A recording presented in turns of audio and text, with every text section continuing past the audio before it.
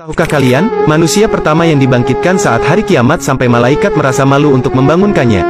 Manusia yang pertama dibangkitkan saat hari kiamat kelak adalah Nabi Muhammad. Dalam sebuah kitab Daqaiqul Akhbar dikisahkan, setelah hari kiamat tiba, Allah akan membangkitkan 4 malaikat untuk menjemput Rasulullah. 4 malaikat tersebut adalah Jibril, Israfil, Mikail, dan Israil.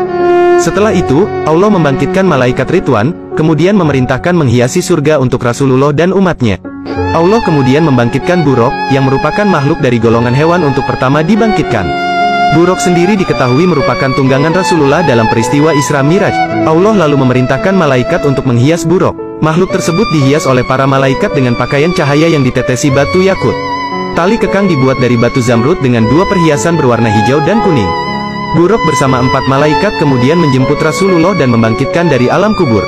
Para malaikat menuju bumi yang telah tak tersisa. Malaikat sempat kesulitan mencari makam Rasulullah. Namun tak lama, cahaya muncul dari makam Rasulullah. Para malaikat pun mengetahui bahwa cahaya tersebut merupakan pertanda keberadaan makam Rasulullah. Para malaikat langsung menuju makam Rasulullah.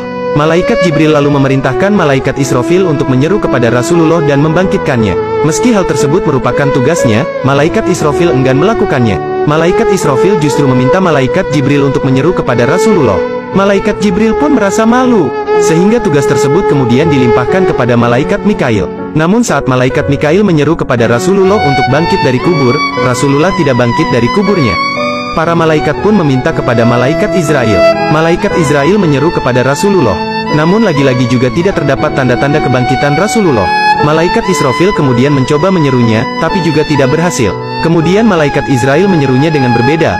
Wahai ruh yang baik, berdirilah untuk memutuskan hari keputusan, hari diperhitungkan amal perbuatan, dan hari ditampakkannya amal perbuatan kepada Zat yang Maha Pengasih.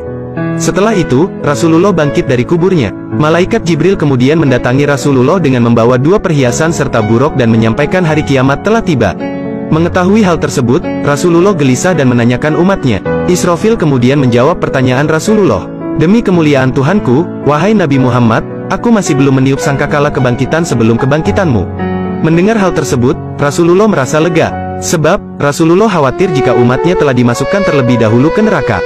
Subhanallah, betapa beruntungnya kita memiliki Nabi seperti Nabi Muhammad. Semoga kita kelak di akhirat mendapatkan syafaat beliau. Amin amin ya rabbal alamin.